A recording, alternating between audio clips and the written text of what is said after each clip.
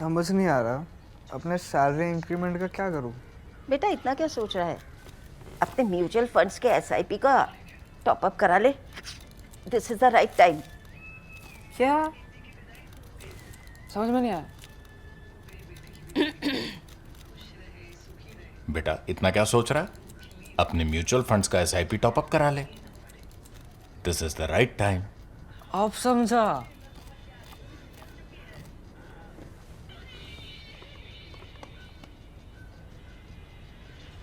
Mutual fund investments are subject to market risks. Read all scheme-related documents carefully. The Trump administration in this tenure, Trump's second tenure, has come out with its first national security strategy. That's the one. This is 27 pages. So one thing you cannot accuse any Trump administration of is writing too much or of losing its way. In fact, in this one, while this has a lot of clarity, you may agree with parts of it, you may disagree with parts of it. Large parts of the world are annoyed. Some might be happy. I will explain to you why in each case, who and why as we go along. But you know what? There is a particular mention here under the head the regions, which I find really cute. And it says it has become customary for documents such as this to mention every part of the world at issue on the assumption that any oversight signifies a blind spot or a snub. इसका मतलब किसी को ignore मत करो. If you ignore any country or any region, वो बुरा मान जाएगा. They might find it a snub. That's why these documents mention every part of the world. So this I call the Burana Mano approach to Trump national security strategy. That look, I will talk about what's basic to me, what's of main interest to me. All the rest of you are mostly on your own, right? That's why Africa, for example, gets a very short mention. At this point, even the Middle East does not get a very long mention. This is a very interesting national security strategy. Now, will this survive Donald Trump and will this endure? We don't know. But the fact is that he is signaling some really fundamental shifts in American policy, not just towards his neighbors or towards Europe, his allies, but also towards China, towards Russia, towards the rest of the world in principle. The documents, as you would expect, under this Trump administration, first of all, starts out with a lot of laments, complaints. The whole world is against us. I'm summarizing it. We've made many mistakes. All presidents before us made many mistakes. America got too involved in too many places. All those have to be corrected. So see the introduction. First of all, this is 27 plus 2 pages. 2 pages are Donald Trump's own introduction, again saying the same things. The same things are, first of all, everybody has wronged us. We've made big errors by getting into everybody's problems. Also that we've been so successful already and we've stopped so many wars, right? Including the India-Pakistan 4-day war. That is now routine that you will expect every time the US talks about any strategic issues under this administration. However, the introduction ends with 3 questions. The first question is, what should the United States want? Second, what are our available means to get it? And third, how can we connect ends and means into a viable national security strategy? So there is a lot of clarity in this. Now, first of all, let's get what immediately concerns us out of the way, because the first thing would be, is India mentioned? And if so, what is it that this policy is saying about India? How significantly does this Trump administration take India? Is it talking about Pakistan? So that is Pakistan issue is easily handled. Pakistan has 2 mentions in these 27 plus 2 pages, 29 pages. In the 27 pages, there's only 1 mention, but both the mentions are in the same context. And by the way, chalte. Why?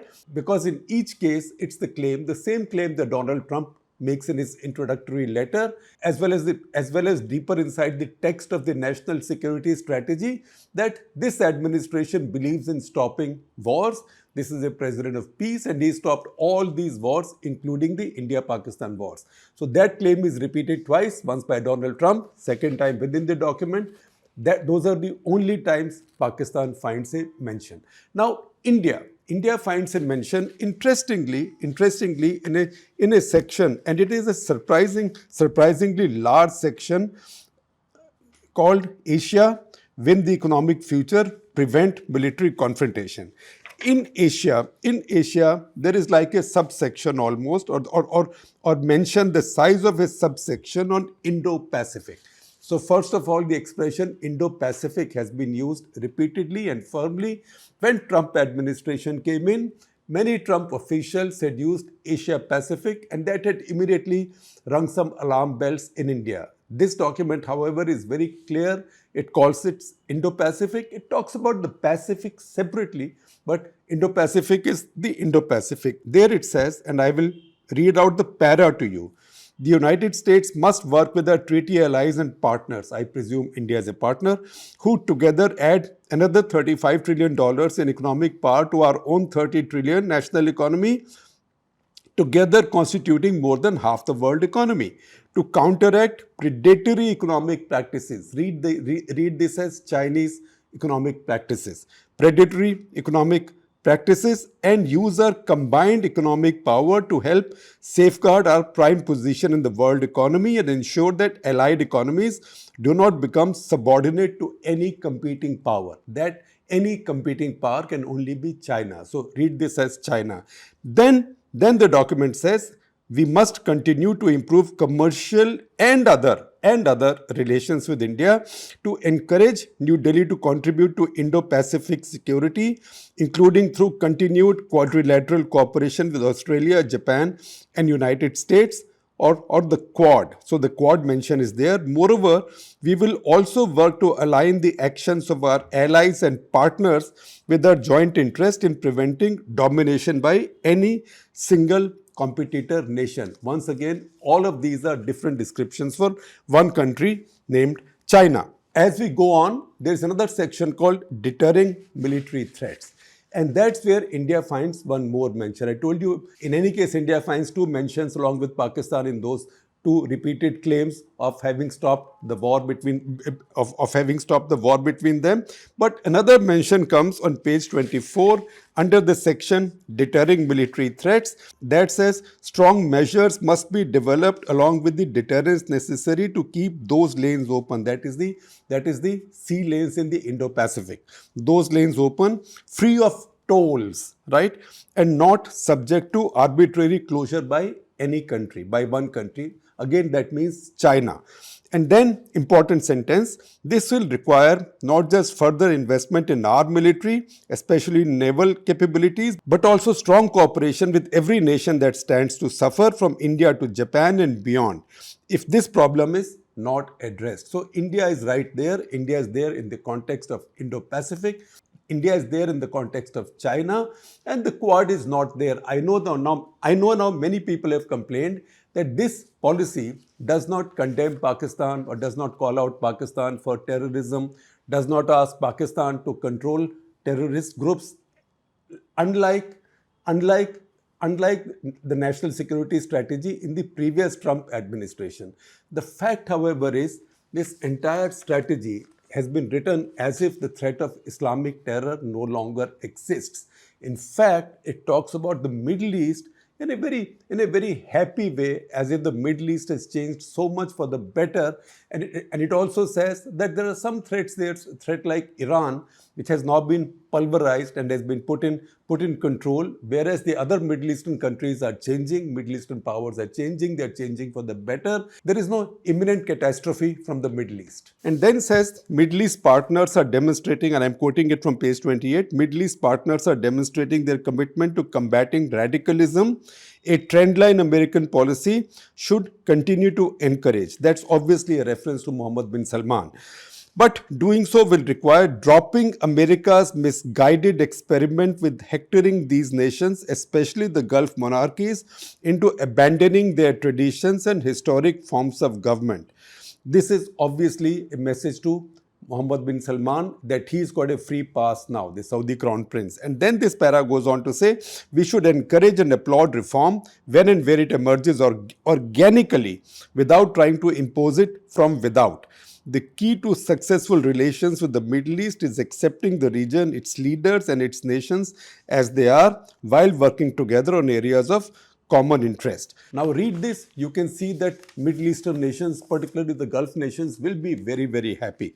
They will be among the happiest. Now there will be people who will not be happy. But once I take you to people who will be very unhappy, the most unhappy, I have to remind you that there is a speech that J.D. Vance, US Vice President, delivered in Feb 2025 at Munich Security Conference. In fact, we had published that full J.D. Vance speech. We'll again share a link with you with the description today. I will also share a link of the National Security Strategy. You can check it out.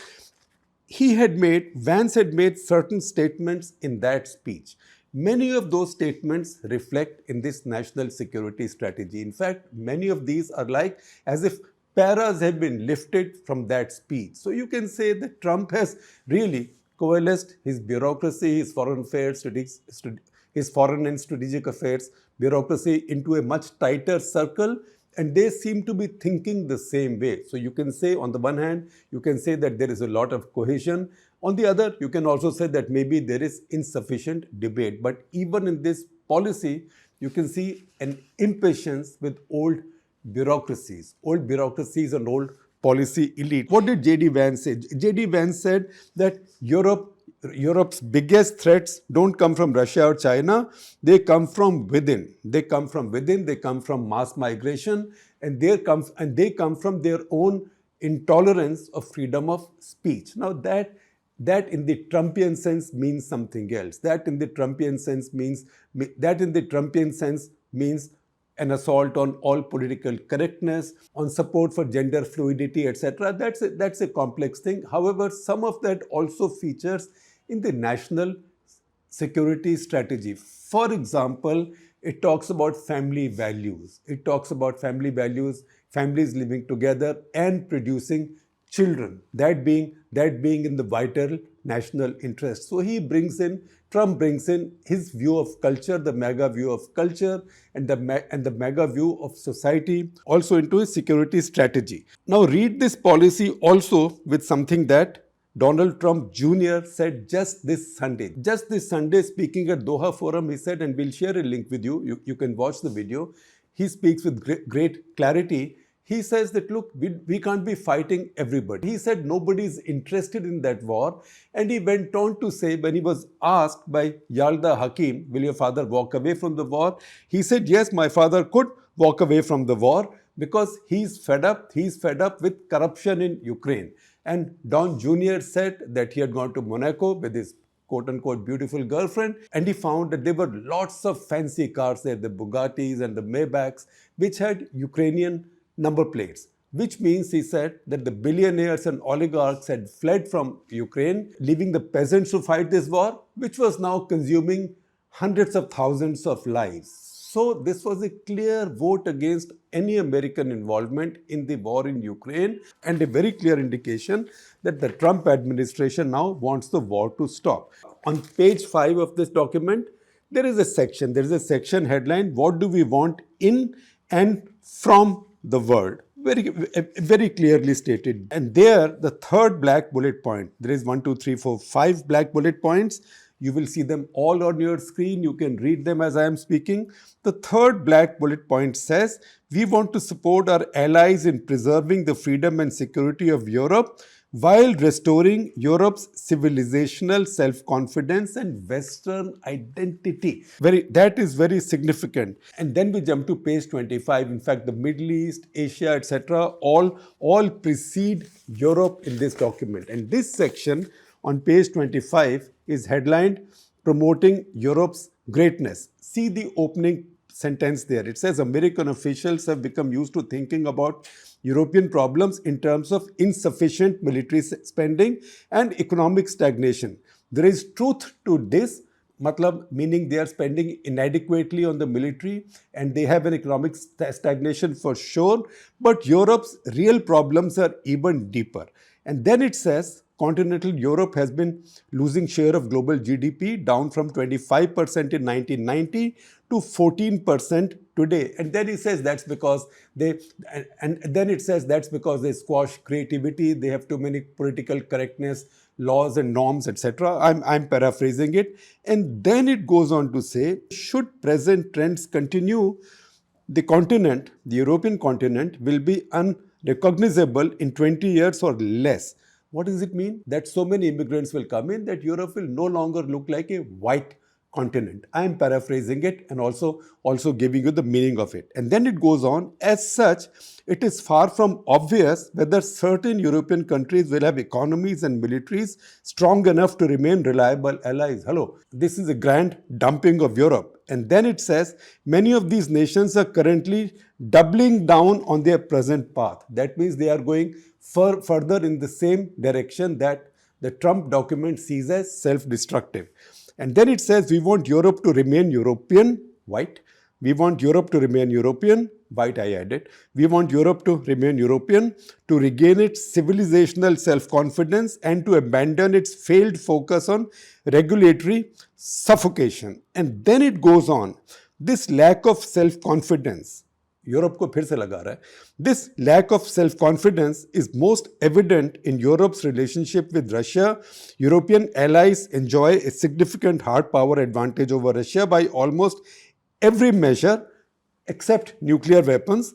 As a result of Russia's war in Ukraine, European relations with Russia are now deeply attenuated, deeply worsened, and many Europeans regard Russia as an existential threat.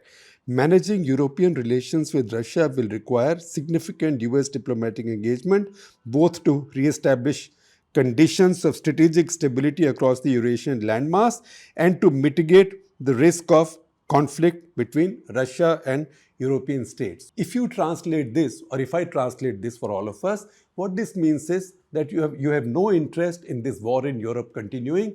Trump administration does not believe that they can defeat Russia in the war, nor do they see it as an objective to defeat Russia in the war. Read that with what Don Jr. said at Doha Forum. He said that you don't have to be fighting everybody all the time. Maybe you can stabilize your relationship with Russia and focus on the real threat, which is China. That is where the Americans are headed now, and that is how they are dumping Europe and giving Europe lectures. In the very next page, this is really a 2.5-page condemnation of Europe. 2.5-page condemnation that the Europeans have not heard. Maybe they've not even heard 3 such sentences, except probably in that J.D. Vance speech earlier at Munich Security Conference, but those were early days in this administration. However, this is a formal American national security strategy. It says, and I quote from this page 26, see it on your screen, the Ukraine war has had perverse effect of increasing Europe's, especially Germany's, external dependencies. What does it mean? It means आपने पंगा क्यों लिया Russian से Ukraine में? Why did you mess with Russia and Ukraine? Today, German chemical companies are building some of the world's largest processing plants in China using Russian gas that they cannot obtain at home. Right? So this is again below the belt. It says you guys want to fight Russia, but you're using Russian gas in China to set up these big chemical factories which transfer money to Russia in a way, which transfer money to Russia on the one hand and benefit China on the other.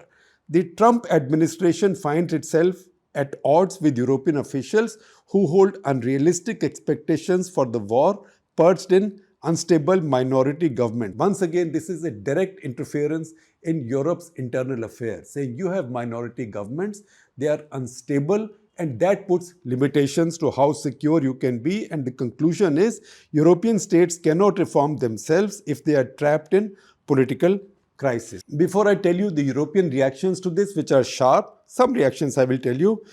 The document says our goal should be to help Europe correct its current trajectory.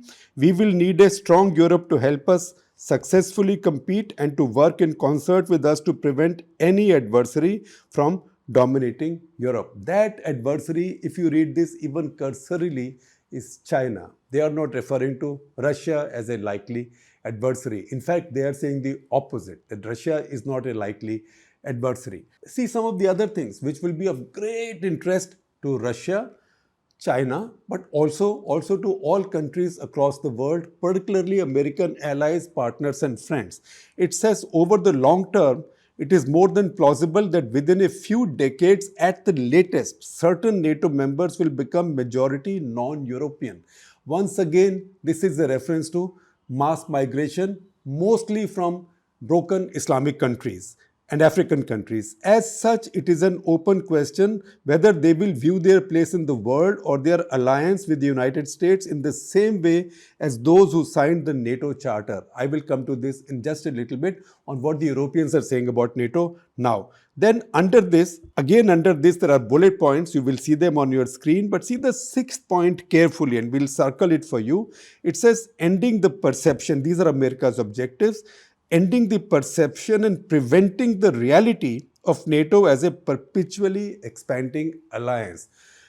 After this, Vladimir Putin would say, so what do I need to negotiate for now? I've got everything I wanted. We just have to talk about some real estate. How much land is Ukraine willing to give? And then the war is over. So this is now stated as a central tenet of American national security strategy. European reactions, as you would expect, are sharp. Johann Wadephul, the foreign minister of Germany, who said we don't need external lectures on freedom of expression, we have our own principles. And he says the US is the most important NATO ally. But NATO alliance, I told you I'll bring you back to what Europeans say about NATO.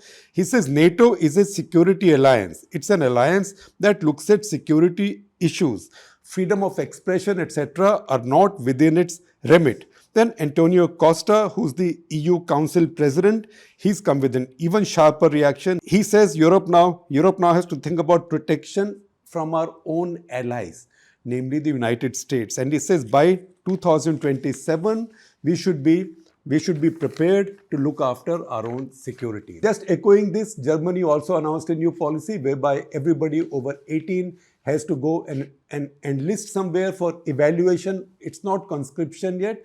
To say that you don't have to conscript right now, but in case need arises, you might be conscripted. For Germany, for the pacifist post-war Germany, this is a big step forward, you can say, or backwards. That's your choice. That's the reason I said the people most unhappy with this document or with this strategy statement are the Europeans. And they're the ones who've been condemned, who've been shamed, and who are now being threatened with being dumped unless they change their behavior.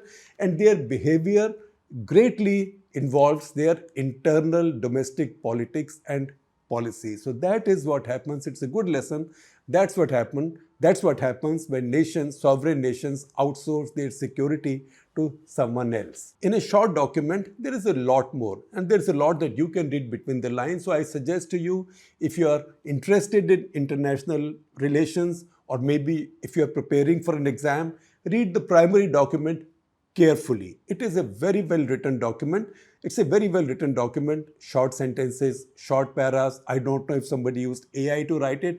I have no idea, but it is well written. However, before I let you go, I will bring to you one new element that this document brings in, and this element will be discussed many times, and I'm sure going ahead in many of your competitive exams, you will find a question about what is the Trump corollary to Monroe Doctrine. Now, what is the Monroe Doctrine? Monroe Doctrine is named after President James Monroe, who 1823 enunciated it, saying that in the Western Hemisphere, the space was closed to further European colonization, so no French, no Dutch, no Spanish, close to further European colonization and interference, and vice versa, which means you Europeans have your own area of influence, your own sphere of influence in Europe and wherever else, Africa, etc., and Africa, Asia, India included, you do your own stuff. Western Hemisphere is our sphere of influence. You no longer come here and we will not go into your sphere of influence. That was the basic Monroe Doctrine, and that was then interpreted over time to mean that any threat anywhere in the Western Hemisphere was like a threat to America. That was one. Then came the first famous corollary. That was the Roosevelt corollary, named after President Theodore Roosevelt. This came up in 1904. That said, the first one was America will not intervene anywhere very much. America was an isolationist power. This one said, but all that is right, but if needed, then as a last resort, America will intervene with other nations in the Western Hemisphere if, for example, they failed in repaying their debt to other powers, outside powers, and that would invite those powers into the region. Very important. Roosevelt corollary was that by this time many of the countries in Western Hemisphere were unable to pay their debt to European countries. And these European countries, the lending countries, were threatening to move in with force to collect their debt. And he said, if need be, America will intervene to ensure that that doesn't happen. That was the Roosevelt corollary. Even in 1962, the Cuban Missile Crisis, Kennedy moved in to intervene, again in exercise of the Monroe doctrine. What is then the Trump corollary? I explained to you the Roosevelt corollary 1904, but the Trump corollary now 2025. That is to restore American preeminence in the Western Hemisphere. They will not allow any non-hemispheric competitors to position force or other capabilities or own or control vital assets in our hemisphere. What does it mean? That the Chinese will not be allowed, either by way of making big loans to the nations in the Western Hemisphere, particularly in the Americas and Caribbean, that they will not be allowed to own big assets like, say, Panama Canal or airports or air bases or big railways.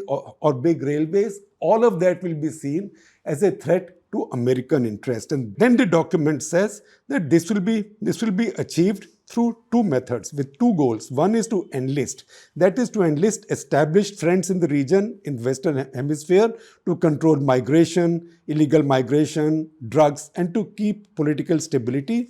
And second, to expand these alliances with new partnerships in the same region. Now, all of this, I'm sure, is being read very, very carefully in Venezuela by the Maduro administration. And then in conclusion, it says that to reach these objectives, US global military presence will be readjusted, which means some military presence will be reduced in Europe, some might be reduced in Asia, and this will prevent any non-hemispheric powers from making inroads. And once again, reference comes back to China. It says that because the previous US administrations had been laxed in this area, they allowed a situation to build up where China now has $1.3 trillion of trade surplus. And they are able to use that trade surplus to invest, to give loans in these countries, and to build assets, and also to have them beholden to them. All of that needs to change. All of that needs to change now, because this is seen as a threat. The document has a large section on China and Taiwan, where it wants freedom of navigation in Taiwan Strait, etc. You can read all of that. But the larger sense is that this America has repositioned under Trump. This America does not want to continue investing in Europe's security. Europeans are on their own. This America does not want to do any nation building anywhere. So no Iraqi democracy, no Afghanistan, etc. This America will not do it. This America will not ask the Middle Eastern countries or Islamic nations to change their social systems and all that. It is up to them. If they reform, they will applaud. Otherwise, you are your own masters. This America is concerned about the Indo-Pacific because so much of the economic interest is involved there, and that's where India also features. Once again, who will be the most unhappy is the easiest to say. That will be the Europeans. They are the most unhappy, and they are already speaking out. Who will be the happiest? Obviously, Russia, Vladimir Putin will be the happiest, because this abandonment of Europe and thereby Ukraine tells them effectively that they won the war. The country that will be mildly happy, mildly unhappy, although formally they will protest big time, is China. They will protest because there is a mention of Taiwan, and they also see that in many places there is a mention of the Chinese threat, particularly coming in from trade, investments, etc. At the same time, the Chinese will see some comfort in the pressure reducing on Russia, and also the Americans really not saber rattling, not flaunting military power at the Chinese, and indicating that they would like a more peaceful stabilization in this situation. For India, I would say it's pretty good. This much mention is good enough. Any more mention, particularly in the Trump administration, might just have been problematic. This one, particularly because it ties India into the Indo-Pacific and the Quad, is a significant positive.